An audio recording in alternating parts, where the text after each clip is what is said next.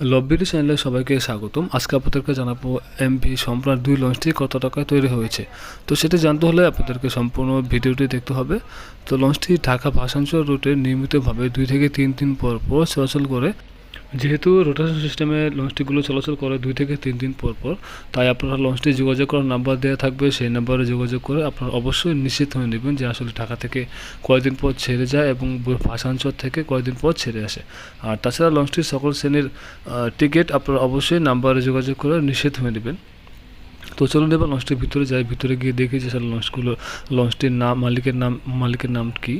তো এখানে দেখতে পাচ্ছেন লঞ্চটির মালিকের নাম সহ, সার্ভে মেয়াদ সহ সব কিছুই, যাত্রীর ধারণ ক্ষমতা সহ সব কিছুই কিন্তু এখানে লেখা রয়েছে। আর এটি হচ্ছে নিচতলার ফ্রন্ট ডেক। আর নিচতলার ফ্রন্ট ডেকের কিন্তু ডেক শ্রেণী ভাড়া তালিকাও দেওয়া আছে।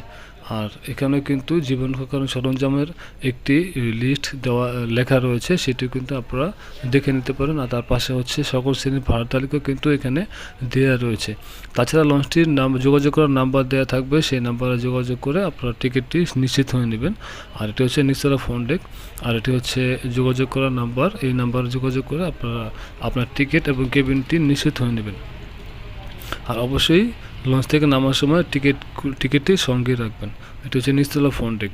আর এটি হচ্ছে নিচতলা ডেকে যাওয়ার প্রধান গেট এবং তৃতীয়তলা যাওয়ার ভিতরে হচ্ছে সিঁড়ি। তো লঞ্চটি এখন জানিয়ে দিচ্ছে যে লঞ্চটি কত টাকায় তৈরি হয়েছে।